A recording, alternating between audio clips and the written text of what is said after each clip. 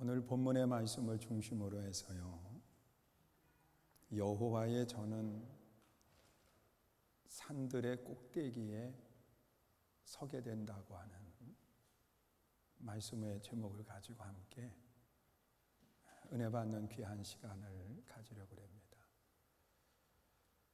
특별히 오늘이 추수 감사절입니다. 이 추수라고 하는 것, 이것은 한 해의 농사를 짓는 끝을 이야기하고 있습니다. 오늘 이 앞에 있는 열매도 이것이 맺히기까지 이 봄에 씨앗들을 뿌리고 또 과일들은 나무들을 전정해 주고 그리고 새로운 싹들을 트게 만들어 주지요.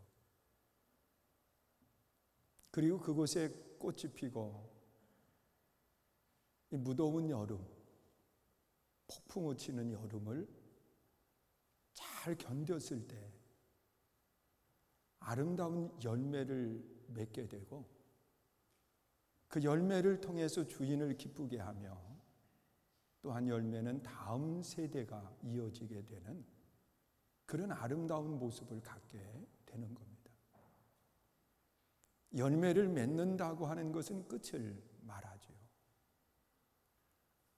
오늘 우리들의 삶 속에도 이와 같다는 겁니다. 우리 삶은 영원토록 이어지지 않아요. 언젠가는 열매를 거두는 것처럼 우리 인생의 열매를 거두어야 되는 그런 시기가 반드시 온다는 겁니다. 오늘 본문에서 이야기하는 말씀에서도 보면 미가 선지자는요, 그 4장 1절 시작을 그렇게 하고 있어요. 이 말씀에 보면 끝날에 이르러는 그랬어요. 끝날에 이르러. 이 말씀은 끝을 이야기하고 있습니다. 우리는 그 시간을 종말이라고 이야기하지요. 이 세상의 모든 것이 끝나는 그날이 오게 된다는 겁니다. 그런데 그 끝날 어떤 일들이 내 안에 이루어질까? 아니, 마지막이 가까우면 가까울수록 우리는 어떤 신앙을 가지고 우리가 앞으로 나아가야 되느냐는 겁니다. 오늘 이 본문 속에 나타나 있는 말씀을 보니까 이 끝날에 이르러는 여호와의 전의 산이 산들의 꼭대기에 굳게 서며 그랬습니다. 여러분, 하나님의 성전이 이 산 정상 꼭대기에 서게 된다고 그렇게 말씀을 하는 겁니다. 그것도 끝날의 말이에요.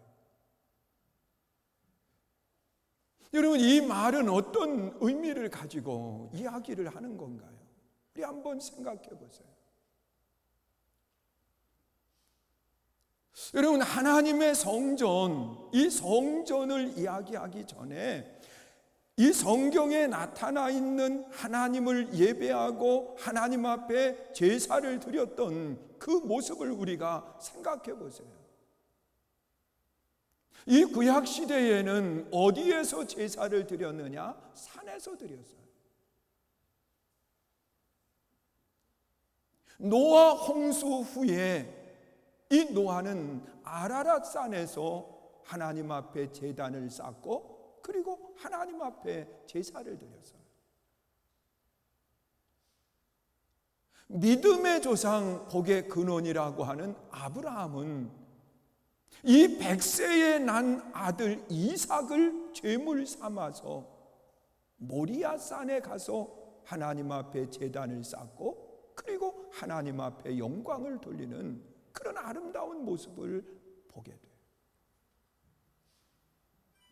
여러분, 예수님께서도 가장 먼저 입을 열어서 말씀하신 그 팔복을 어디서 전했느냐? 산에서 전했던 그런 모습을 찾아보게. 사는 하나님을 예배하고 하나님께 영광을 돌렸던 그런 아름다운 장소였습니다. 그리고 오늘 이 하나님의 성전, 이 성전이 산 정상 꼭대기에 굳게 서게 될 거라고 그렇게 말씀을 하고 있는 거예요. 이 말씀 속에는 두 가지의 의미를 가지고 있습니다. 하나는 마지막이 되면 될수록 성전에 올라가는 것이 힘들고 어렵다는 겁니다. 여러분, 지나가는 길목에 성전이 있으면 오고 가면서 성전을 들릴 수 있어요. 그리고 아주 평평한 자리에 성전이 있으면 올라갈 것도 없어요. 그냥 지나다 가면 되는 거예요. 그러나 하나님을 예배하는 성전이 산 꼭대기에 있으면, 여러분, 준비하지 않으면 절대로 갈 수가 없어요. 여러분, 등산 한번 하는 걸 우리 한번 생각해 봐요. 그냥 지나가다가 오늘 저 산 정상을 한번 가야 되겠다. 그리고 그 하이 힐을 신은 채로 산에 올라간다고 생각해 봐요. 아니, 편안한 복 입고서는 있다가 간다고 한번 생각해 봐요. 이게 쉬운 게 아니에요. 저는 그런 분 봤어요. 정말 산에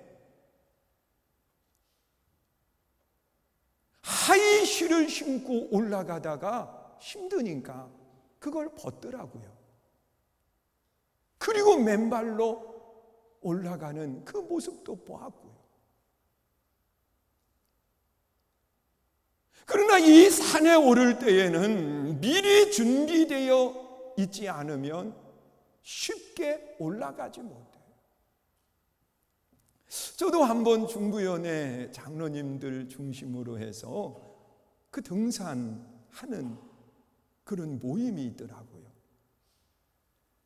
그래서 예배도 인도해 주시고 그러면서 참석해 줬으면 좋겠다고, 그래서 제가 한번 같이 등산을 간 적이 있어요.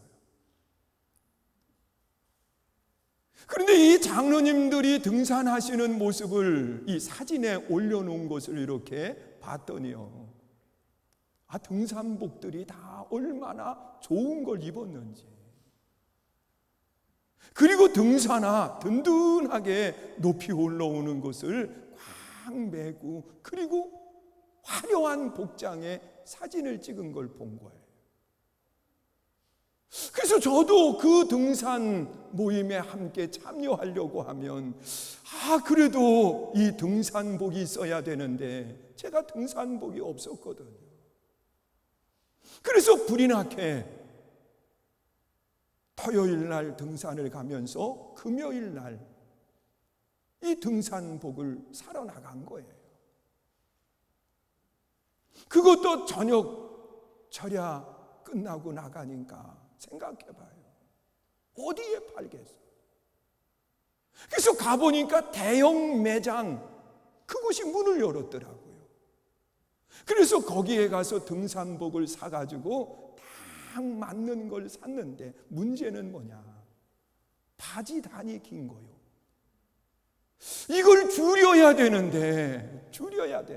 그래서 이 늦은 시간에 혹시 문 연 곳이 있나? 그리고 안 다녀본 곳이 없어요. 다 다녔는데 다 닫은 거예요. 근데 이 성남동 그 시장 안에 옷 수선하는 곳이 있는데 거기는 열렸더라고요. 사정을 해도 다른 게 밀려 있어서 늦게까지 연 거지 안 된다는 거예요. 놔두고 가면 줄여주겠다는 거예요. 그래서 얼마나 힘들었는지 몰라요. 거기를 나와서 또 한 군데를 가서 간신히 줄이긴 줄였는데, 그날 생각하면 참 마음이 그렇더라. 그래서 그 등산복을 입고서는 등산을 하는데, 다른 분들은 다 무슨 과일도 가져오고 오이도 가져오고 그랬는데, 저는 등산 배낭도 없이 달랑달랑 몸만 가가지고요, 점심이 지나는 시간까지 있는데 따라 올라가느냐고 얼마나 애를 먹었는지 몰라요.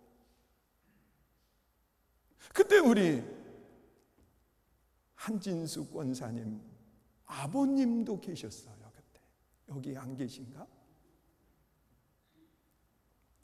근데 이 연세 많으신 어른분, 지금은 소천하셨는데 그 어르신이요, 이 80이 되신 어른이 얼마나 잘 올라가시는지, 아주 저는 헤매고 올라가다가 중간에서 앉아서 간식 먹는데 그 과일 오이 그거 하나씩 주시는 거, 그걸 먹고 얼마나 좋았는지 몰라요. 근데 문제는 물인 거예요. 이게 한 병씩밖에 안 가지고 가셔가지고서는 그분들이 벌컥벌컥 마시던 물 내가 달라고 마실 수가 있어야지. 그래서 목마른 상태에서 얼마나 애를 먹었는지 몰라요. 여러분, 산에 올라가는 거 그냥 올라가지 않아요. 준비하지 않으면 못 올라가요.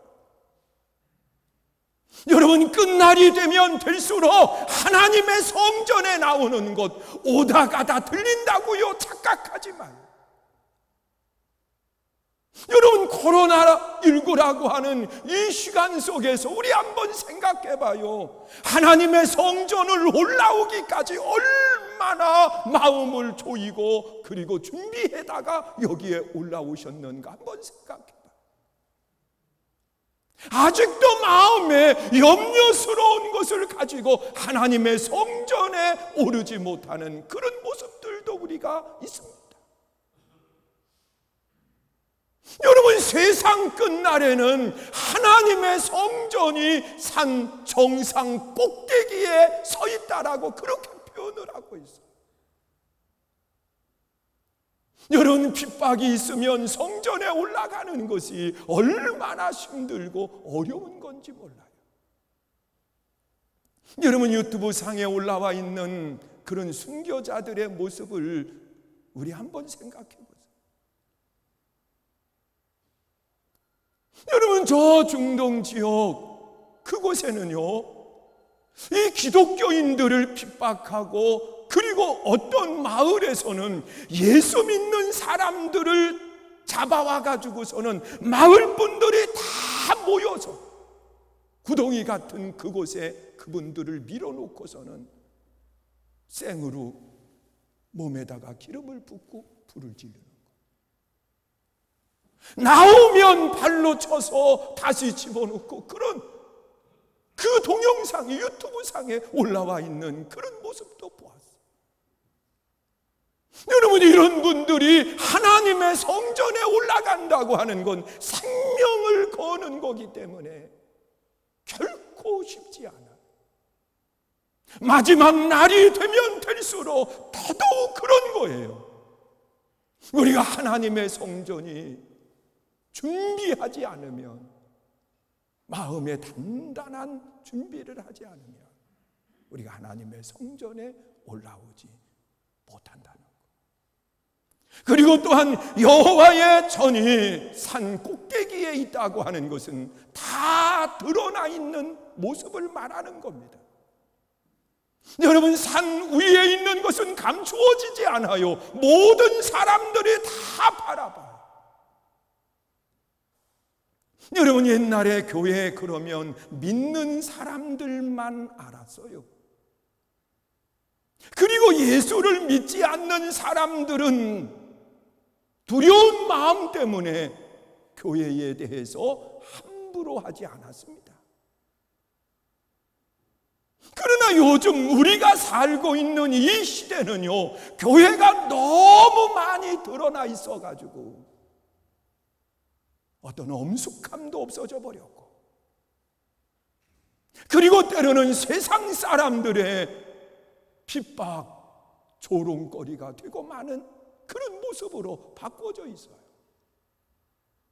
여러분, 모든 사람들이 다 볼 수 있는 높은 곳에 있다는 겁니다. 그래서 예수 믿는 사람들은 마지막이 되면 말하는 것 한마디라도, 행동하는 것 하나하나라도요, 다 조심하고 신중해야 돼요. 왜? 모든 사람들이 다 보고 있기 때문에. 이 코로나19 시대 속에서는 더더욱 그렇더라고요.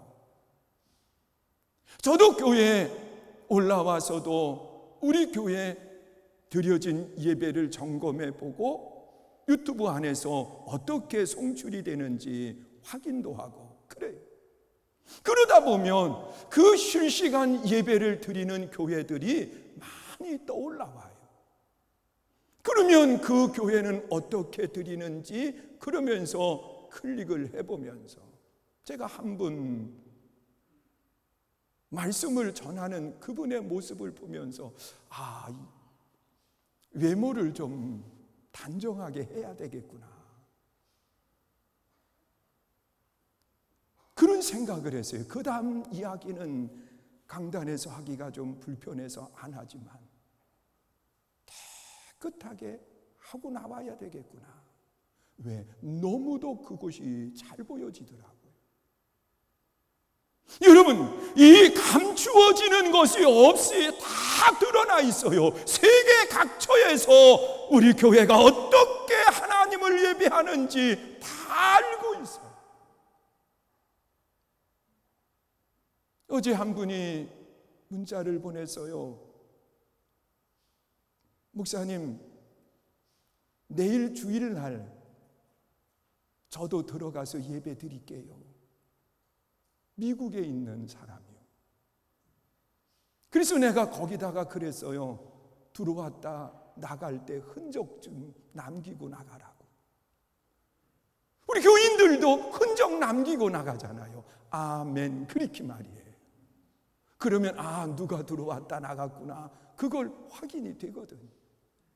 사랑하는 성도 여러분, 끝날에는 하나님의 성전이 어디에 있느냐? 산 꼭대기에 있다는 거예요. 여러분, 준비하지 않으면, 마음에 결단하지 않으면 하나님의 성전에 올라갈 수 없어요. 또한 산 꼭대기에 있다고 하는 것은 모두가 다 알 수 있도록 드러나 있는 것이 하나님의 성전의 모습입니다. 그리고 또한 2절에 보니까 그렇게 말씀을 해요. 곧 많은 이방 사람들이 가며 이르기를, 오라 우리가 여호와의 산에 올라가서 야곱의 하나님의 전에 이르자 그랬습니다. 하나님의 성전을 올라간다고 그렇게 말해요. 왜냐하고 하면 꼭대기에 있기 때문에. 여러분, 힘을 들여 올라가서 야곱의 전에 이른다고 그렇게 말씀을 하고 있습니다. 여러분, 성경 안에는 수많은 사람들의 이름을 기록하고 있습니다. 그런데 그 많은 사람 가운데 야곱의 전 이렇게 표현했을 때에는 분명한 하나님의 뜻이 계시다는 거예요. 이 야곱은 하나님 앞에서 불가능을 가능케 한 사람이 야곱입니다. 바로 예수를 믿는 사람들은 야곱의 전에 이르는 것처럼 우리도 동일하게 불가능을 가능케 하는 사람들이에요. 이것이 마지막 때 예수를 믿는 사람들의 아름다운 모습을 말하는 겁니다. 여러분, 생각해 보세요. 당시에 이 장자로 태어난다고 하는 것과 두 번째로 태어난다고 하는 것은 엄청난 차이를 갖고 있습니다. 여러분, 이삭이 에서와 야곱을 낳고 난 뒤에 마지막 그 장자에게 축복을 빌고 난 뒤에 그것이 에서인 줄 알았다가 야곱이었거든요. 나중에 장자 에서가 왔을 때에 뭐라고 이야기하느냐? 너에게는 아무것도 복을 빌어줄 수 없다는 거예요. 그게 두 번째 자녀의 모습이었어요. 그런데 이 장자의 모든 복을 세상적인 기준으로는 받을 수 없는 사람 야곱이 장자의 복을 받은 거예요. 불가능이 가능한 역사가 일어났어요. 여러분, 성경에 나타나 있는 말씀을 보면 야곱은 태어날 때 형 에서의 발 뒤꿈치를 붙들고 태어났다 그랬는데 이것이 세상 이치로 맞느냐는 겁니다. 불가능하지요. 어떻게 앞에 태어나는 그 고사리 같은 손 그걸 가지고 먼저 나온다고 그 아이 손을 발을 붙들고 나오겠어요? 불가능이 가능한 역사가 일어나는. 여러분, 성경에 보면 이삭이 그 장자에게 축복을 할 때 정확하게 무슨 복을 빌어줘야 되는지 인지하고 있었던 모습을 성경에서 찾아봐요. 나중에 에서가 왔을 때 더 이상 너에게 그러면서 야곱에게 다 그 복을 빌어줬노라고 이야기하는데 그 정도로 인지 능력을 가졌다고 하면 첫 번째 아들과 두 번째 아들을 구별 못한다고요?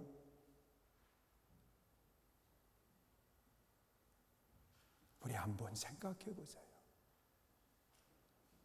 저도 아들이 둘 있는데요, 두 아들을 불러놓고서는 그 아들 구분을 못한다고 생각해 봐요. 그 정도가 되면 인지 능력도 없고 그렇지 않으면 자녀를 구분하지 못하는 그런 법은 없어요. 그런데 불가능이 가능케 되는 역사가 일어나는 거예요. 여러분, 마지막 때의 모습은 어떤 모습이냐? 하나님의 성전에서 불가능이 가능한 역사가 일어나는 거예요. 여러분, 사람의 죽음이 세상은 끝이라고 이야기하지만 하나님의 성전에서 예배하는 성도들에게는 끝이 아니라 새로운 삶의 시작인 거예요. 여러분, 성경에 나타나 있는 말씀을 보면 예수님께서 제자들과 함께 사역을 감당하고 계실 때에 나사로라고 하는 사람의 집에서 사람이 왔어요. 나사로가 병들어 죽게 되었으니 와서 고쳐달라는 겁니다. 예수님은 하시던 일을 계속해서 하셨고, 그리고 난 뒤에 나사로가 잠들었으니 깨우러 가자고 이야기하시면서 제자들과 함께 나사로의 집에 갔을 때 나사로는 이미 죽었고 장사까지 치르고 난 뒤였어요. 예수님이 늦게 도착을 했기 때문에 내 오라비 나사로가 죽었다고 마리아와 마르다는 원망을 하는 겁니다.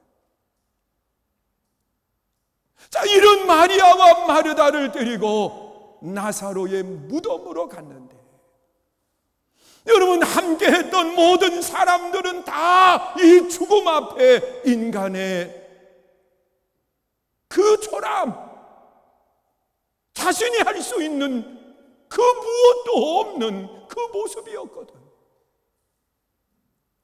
그런데 이 불가능한 상황 속에서 예수님은 무덤을 막고 있는 돌을 치우게 하고, 그리고 죽은 나사로가 묻혀 있는 그 무덤을 향해서 나사로야 나오너라, 나사로야 나오라고 외칠 때에 죽은 나사로가 무덤에서 나오는 역사가 일어난 거예요. 오늘 하나님의 성전은 야곱의 전처럼 불가능이 가능하게 되는 역사가 일어나는 것입니다. 여러분, 병든 자가 치유함을 받고 또한 세상적인 모습 속에 안 된다 말하던 모든 것들이 해결되는 역사가 일어날 줄 믿습니다. 그리고 또한 야곱의 전은요, 이 야곱의 생애의 삶의 전환점이 되는 역사가 일어난 곳이 어디냐? 창세기 32장 이하의 야복강가 기도입니다. 여러분, 생명을 건 야곱의 기도가요, 그의 삶의 전환점이 되는 역사가 일어난 거예요. 지금 형에서가 400명의 군사를 이끌고 한 사람 야곱을 죽이기 위해서 오고 있는 상황 속에서 야곱은 야복강가에 생명건 기도를 드리는 거예요. 그리고 난 뒤에 에서를 만났을 때 에서는 죽었다가 살아온 동생처럼 정말 기쁨으로 그를 맞이해 주는 그 모습을 찾아보게 돼요. 사랑하는 성도 여러분, 생명건 기도는 내 삶의 전환점이 되는 역사가 일어나요. 어디에서? 하나님의 성전에서. 여러분, 성경에 나타나 있는 말씀을 보면 이 생명건 기도의 사람들의 아름다운 모습을 보세요.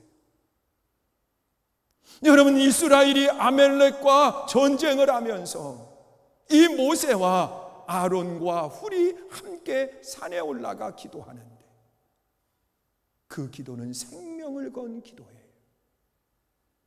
전쟁은 생명을 걸지 않으면 안 되는 거거든요. 그런데 하나님의 놀라운 기적이 그곳에서 일어나.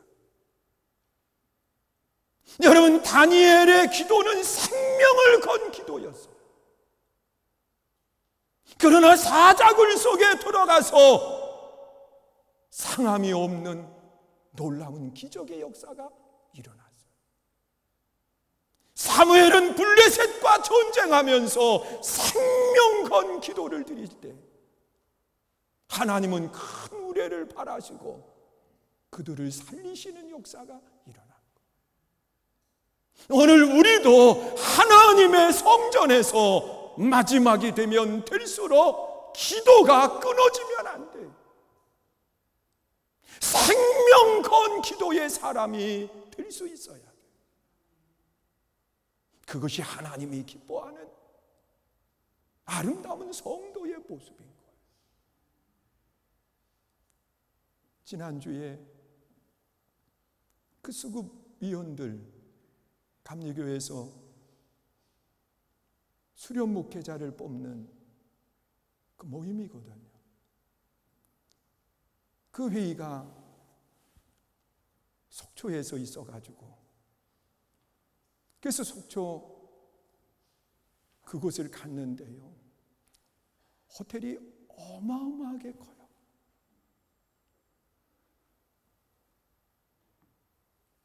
차를 댈 데가 없는 거예요.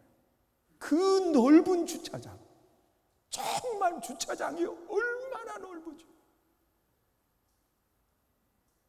사람들로 월요일, 그 화요일인데요, 발디딜 틈이 없이 꽉 차 있는 거예요. 여러분, 그러나 하나님의 성전에 모이는 데에는요, 우리 한번 생각해 보세요. 거리두기 철저히 지켜지잖아요. 그런데 염려스러워 못 오겠다는 거예요. 여러분, 마지막이 되면 될수록 우리는 하나님의 성전에서 생명건 기도가 있어야 돼. 그 기도를 통해서 하나님은 내 삶의 전환점이 되게 하시는 놀라운 기적의 역사가 일어나는 거예요. 그리고 또한 끝날 하나님의 성전의 모습을 그렇게 이야기하고 있습니다. 2절 하반절에 보니까 그가 그의 도를 가지고 우리에게 가르치실 것이니라. 우리가 그의 길로 행하리라 하리니 이는 율법이 시온에서부터 나올 것이며 여호와의 말씀이 예루살렘으로부터 나오게 된다. 그렇게 말씀합니다. 여러분, 하나님의 성전에서 율법도, 하나님의 성전에서 말씀도 나오게 된다는 거예요. 세상 가운데서 나오는 것이 아니에요. 여러분, 율법이라고 하는 것은 우리 삶의 옳고 그름을 판단하는 기준을 이야기하는 거요. 말씀이라고 하는 것은 그 말씀 속에 생명이 있고 그 말씀 속에 능력이 있기 때문에 말씀이 전파되는 그곳에 창조의 역사가 일어났고 말씀이 전파되는 그곳에서 살아나는 역사가 일어나는 거예요. 그 말씀이 어디에서 나오느냐? 성전에서 나와요. 세상 가운데서 나오는 게 아니에요.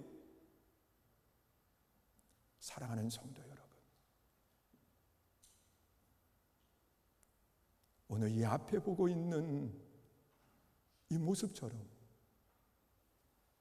추수의 때, 우리 인생의 추수의 때가 있습니다. 그 끝날 우리는 어떤 신앙을 가져야 될까? 성전은 산 꼭대기에 서게 된다는 거예요. 이것은 우리 교회를 산으로 옮기라고 하는 것이 아니라 그 정도 신앙을 생활하기가 어렵다는 거예요. 여러분, 준비하지 않으면 오를 수 없어요. 여러분, 감추어질 수 없어요. 다 드러나요. 그 성전은 야곱의 전처럼 불가능이 가능케 되는 역사가 성전에서 일어나고 생명건 기도를 드릴 때 인생의 전환점을 맞는 역사가 일어나는 거예요. 그뿐만 아니라 여기에서 우리 삶의 옳고 그름이 결정이 되고 하나님의 성전에서 말씀을 들을 때 내 심령이 살아나고 놀라운 기적을 체험하게 됨을 믿으시면서 우리가 성전 중심의 아름다운 신앙으로 다 승리할 수 있기를 주의 이름으로 축원합니다. 이 시간 우리 함께 찬양합니다. 주님 다시 오실 때까지 우리 함께 찬양하고 정말 끝날 하나님 앞에 아름다운 신앙으로 승리할 수 있게 해달라고 우리 찬양하고 기도합니다. 주님 다시 오실